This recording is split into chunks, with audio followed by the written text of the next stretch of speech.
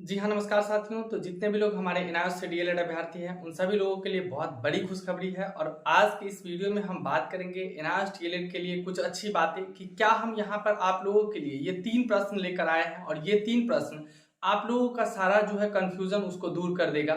जो पहला प्रश्न जो होगा, वो होगा ये कि 6 अगस्त को जो हम लोगों का रिव्यू पिटीशन का जो डेट था, वह डेट आगे हम लोगों को कब मिलेगा। ठीक है, आगे ये डेट जो है हम लोगों का कब आया है जिसमें हम लोगों का ये सुनवाई होगा।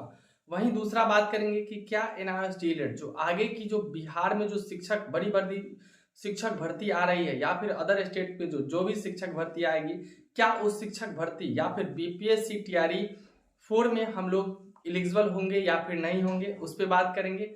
उसके बाद बात करेंगे कि ये जो दिसंबर फॉर्म फिलअप होगा सीटेट का, सबसे बड़ा और अहम मुद्दा कि आगे जो सीटेट एग्जामिनेशन होना है, जो लोग इनायत से डीएलएड अभ्यर्थी हैं, ये लोग अगर सीटेट पास कर गए हैं तो उनके लिए बहुत अच्छी बात है। जो लोग नहीं किए हैं और वे चाहते हैं कि हम आगे की शिक्षक भर्ती के लिए एलिजिबल रहें, जो भर्ती आएगी जैसे ही हम लोगों का मामला सुना जाएगा और उसके बाद अगर जैसे ही सीटेट जो ये दिसंबर वाला है, क्या हम इसको भरे या ना भरे।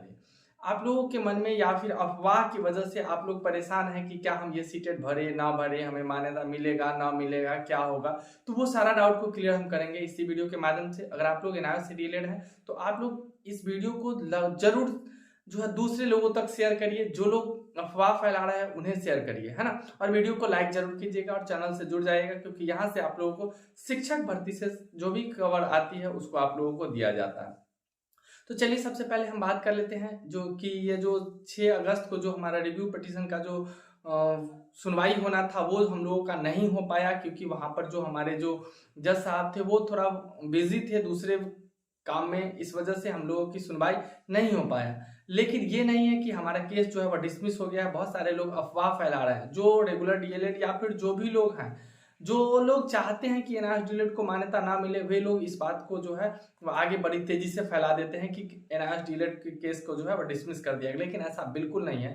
एनआरएस डीएलएड का केस जो है वो आगे हम लोगों को डेट मिलेगा, जैसा कि हम लोगों के लिए जो विश्वनाथ जी हैं और जो कि उत्तराखंड से जो केस किए हुए हैं वो लड़ रहे हैं, और हम लोगों के लिए अच्छी संकेत वो देंगे और वो दे भी रहे हैं कि हम लोगों की जीत निश्चित होगी, हम लोगों को घबराने की जरूरत नहीं है। ठीक है, अगला डेट आएगा, देखना है ये डेट जो है वो 15 अगस्त से पहले आता है या 15 अगस्त के कुछ दिन बाद आता है, लेकिन इसी के अप्रॉक्स में ये डेट जो है हम लोगों को मिलेगा रिव्यू पिटीशन का। ठीक है, तो ये हो गया, हम लोगों का केस डिसमिस बिल्कुल नहीं हुआ।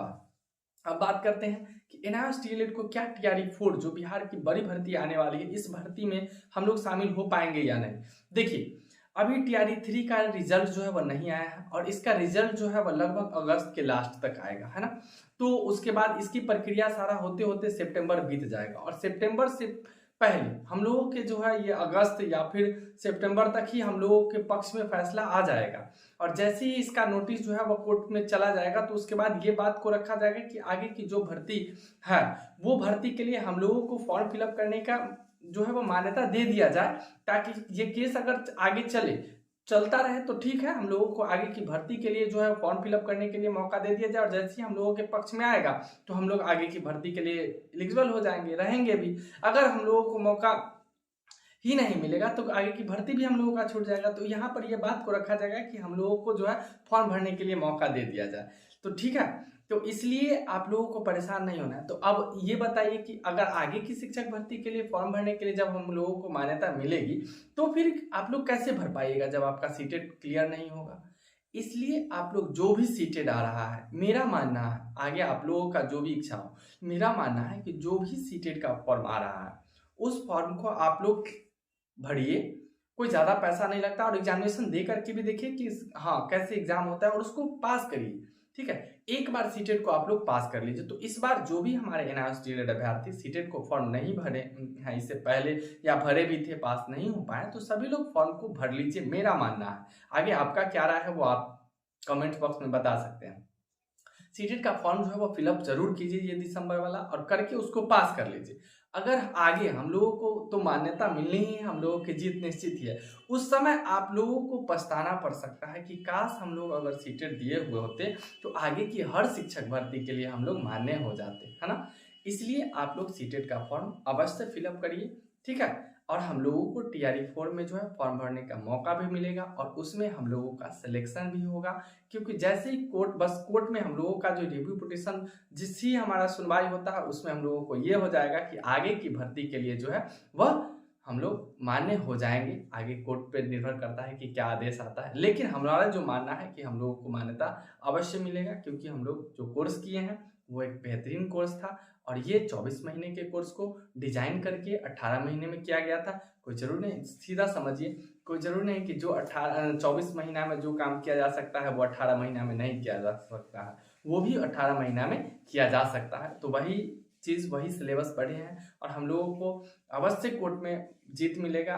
अगर कोर्ट को हम लोगों की बात अगर अच्छी नहीं लगती, समझ में नहीं आई, उस समय सही तरीका से वहाँ पे बात को नहीं रखा गया, जिस वजह से वे लोग नहीं समझ पाए, इसलिए तो हम लोगों के रिव्यू पिटीशन को वे लोग एक्सेप्ट किए हैं और इस पर बहुत जल्दी सुनवाई होने वाला है। हम लोगों का जीत निश्चित है, इसलिए आप लोग सीटेट भरिए, TRE-4 में भी आप लोग शामिल होइएगा, ठीक है। और रिव्यू पिटीशन का डेट जो है वो देखते हैं 15 अगस्त से पहले होता है या 15 अगस्त के बाद होता है। जैसे ही आएगा आप लोगों को यहाँ से खबर दे दिया जाएगा, ठीक है।